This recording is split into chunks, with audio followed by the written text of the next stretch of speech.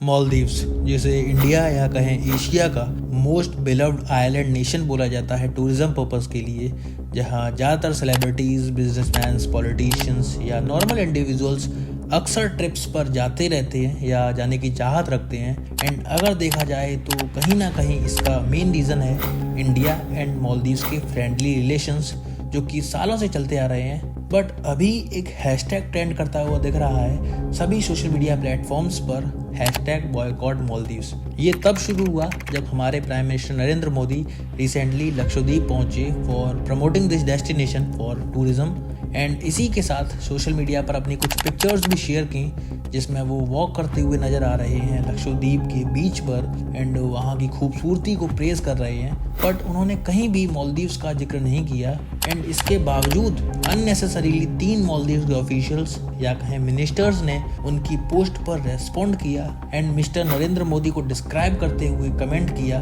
Modi is a clown, terrorist, puppet of Israel etcetera, जो कि बहुत ही ज़्यादा डिसरेस्पेक्टफुल, डिसग्रेसफुल है किसी भी कंट्री के प्राइम मिनिस्टर या पब्लिक फिगर के लिए। दैट्स वाई मालदीव्स गवर्नमेंट ने अपने आप को डिफेंड करते हुए तीनों ऑफिशियल्स को सस्पेंड कर दिया एंड इसी के साथ अपने स्टेटमेंट में शेयर किया कि ये डेरोगेटरी कमेंट्स या ओपिनियंस इन तीनों ऑफिशियल्स के पर्सनल हैं और इससे मालदीव्स गवर्नमेंट का कोई संबंध नहीं है। तो चलिए देखते हैं क्या है पूरी कहानी एंड इसका फ्यूचर रिलेशंस में क्या इम्पैक्ट पड़ेगा। सो वीडियो को लास्ट तक देखना एंड शेयर करना अपने फ्रेंड्स के साथ। लक्षद्वीप के सदर्न साइड में सिचुएटेड एक छोटा सा आइलैंड नेशन जिसे हम मालदीव्स के नाम से जानते हैं, 1965 में इंडिपेंडेंस मिलने के बाद से ही इंडिया उन कुछ पहले देशों में से एक है जिन्होंने मालदीव्स की सोवरेनिटी या कहें इंडिपेंडेंस को रिकॉग्नाइज किया एंड इनके साथ डिप्लोमेटिक रिलेशंस एस्टेब्लिश किए। लगभग 4 दशकों से एक बड़े भाई की तरह हर प्रॉब्लम में सपोर्ट किया, चाहे वो इंफ्रास्ट्रक्चर डेवलपमेंट हो, हेल्थ फैसिलिटीज हो, लाइक माले जो कि मालदीव्स की कैपिटल है, वहाँ Indira Gandhi memorial hospital establish करना, मालदीव्स के स्टूडेंट्स को स्कॉलरशिप प्रोवाइड कराना एटसेट्रा। इन 2014 जब मालदीव्स में ड्रिंकिंग वाटर क्राइसिस हुआ, जिसमें इनका इकलौता वाटर ट्रीटमेंट प्लांट जो कि सलाइन वाटर को फिल्टर करता था और उसे पीने के लायक बनाता था, वो कोलैप्स हो गया, ख़त्म हो गया। एंड इसके चलते मालदीव्स ने इंडिया से इमीडिएट हेल्प मांगी एंड इसका रेस्क्यू करते हुए इंडिया ने ट्रांसपोर्ट एयरक्राफ्ट के थ्रू बॉटल्ड वाटर प्रोवाइड किया एंड मालदीव्स को वाटर क्राइसिस से बाहर निकाला, जिससे इंडिया को काफ़ी अप्रिशिएशन भी मिला। कोविड-19 क्राइसिस के समय भारत ने इंडियन एयरफोर्स के थ्रू 6.2 टन की असेंशियल मेडिसिन मालदीव्स को प्रोवाइड कराई, वैक्सीन्स के साथ मेडिकल टीम्स भेजी एटसेट्रा, जिसे ऑपरेशन संजीवनी का नाम दिया गया। अगर बात करें तो मालदीव्स के ज़्यादातर प्रेसिडेंट्स हमेशा से प्रो इंडिया रहे हैं, जिसमें 2008 से 2012 का टाइम जब मोहम्मद नशीद प्रेसिडेंट थे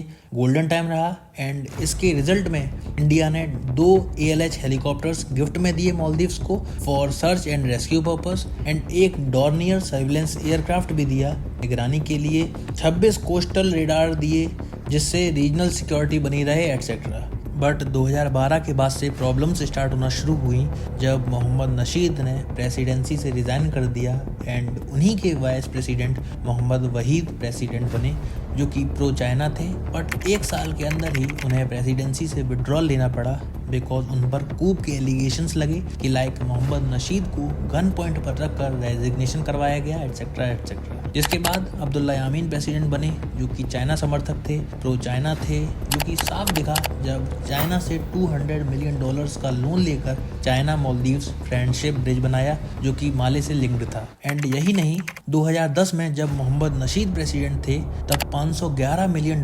मालदीव्स के इतिहास की सबसे बड़ी डील साइन हुई इंटरनेशनल एयरपोर्ट बनाने के लिए GMR ग्रुप के साथ, जो कि एक इंडियन कंपनी है। बट जैसे ही मोहम्मद नशीद की गवर्नमेंट चेंज हुई 2012 में इस डील को टर्मिनेट कर दिया गया, कैंसिल कर दिया गया। थोड़ी कंट्रोवर्सी चलती रही एंड 2016 में जब अब्दुल्ला यामीन ने इंडिया के द्वारा दिए हेलीकॉप्टर्स को वापस ले जाने के लिए कहा बट इंडिया ने उस पर एग्री नहीं किया एंड मालदीव्स की रिक्वेस्ट को रिजेक्ट कर दिया। 2018 में सही मौका देखकर यामीन ने फिर से इलेक्शन कराए फॉर प्रेसिडेंसी बिकॉज उन्हें मालूम था कि अपोजिशन में इस वक्त कोई बड़ा लीडर नहीं है जो उन्हें हरा सके, बट पासा पलट गया एंड मालदीव्स की 3 पॉलिटिकल पार्टीज ने एकजुट होकर इलेक्शन जीत लिया एंड इब्राहिम मोहम्मद सोलिह को मालदीव्स का नया प्रेसिडेंट बनाया, जो कि अगेन प्रो इंडिया थे एंड उन्होंने आते ही हेलीकॉप्टर्स के एग्रीमेंट को रिन्यू किया एंड साथ ही इंडिया फर्स्ट पॉलिसी को अगेन रीस्टैब्लिश किया। 2019 में अब्दुल्ला यामीन पर $5 मिलियन के करप्शन और मनी लॉन्ड्रिंग के चार्जेस लगे, जिसकी वजह से उन्हें 5 साल की जेल भी हुई,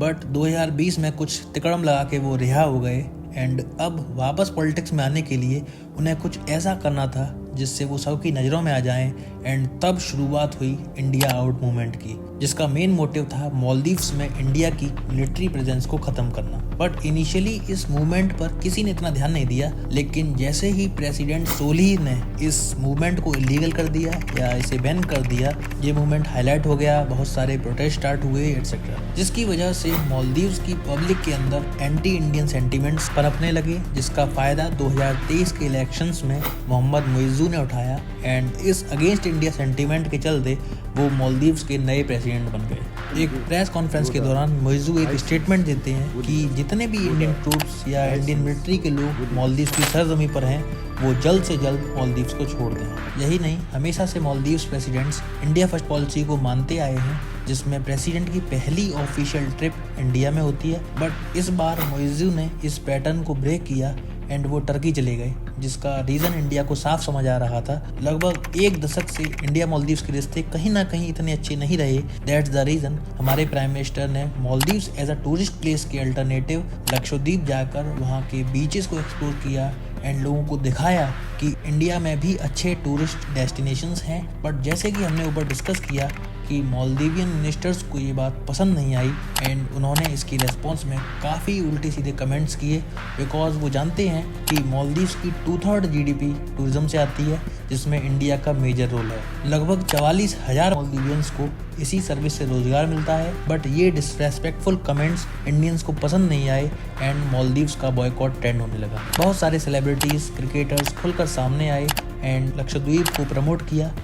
#चलो लक्षद्वीप। यही नहीं, ईज माई ट्रिप के फाउंडर निशांत पिट्टी भी नेशन के सपोर्ट में आए एंड मालदीव्स की सभी बुकिंग्स को कैंसिल करवा दिया एंड लोगों को लक्षद्वीप जाने के लिए प्रेस किया। प्राइम मिनिस्टर नरेंद्र मोदी ने लक्षद्वीप में 1150 करोड़ की इन्वेस्टमेंट का इनॉग्रेशन किया। साथ ही मिस्टर रतन टाटा, जो हमेशा देश के लिए खड़े रहते हैं, उन्होंने भी एक बिग अनाउंसमेंट की, जिसमें 2026 तक लक्षद्वीप में 2 नए ताज ब्रांडेड होटल्स ओपन करेंगे, जिससे कि इंटरनेशनल और नेशनल टूरिस्ट लक्षद्वीप की ओर अट्रैक्ट होंगे। ये सभी इन्वेस्टमेंट्स या प्रोजेक्ट इसलिए नहीं है कि इंडिया के मालदीव से इस समय रिश्ते खराब चल रहे हैं। असल में इसका मेन रीज़न है कि लोगों को पता चले कि इंडिया में भी अच्छे टूरिस्ट स्पॉट्स हैं और वो भी अच्छी सर्विस प्रोवाइड करा सकते हैं। एंड लास्ट में इन माय ओपिनियन ये बहुत ही ब्रेव डिसीजन है, एक अच्छा डिसीजन है। सो आप लोगों को इस सिचुएशन के बारे में क्या फील होता है, कमेंट सेक्शन में अपने व्यू शेयर करें। तो ये थी आज की वीडियो। अगर आपको ये वीडियो पसंद आया हो तो लाइक करें, शेयर करें और हमारे चैनल को सब्सक्राइब करें। हम मिलेंगे आपसे अगले वीडियो में, तब तक के लिए धन्यवाद।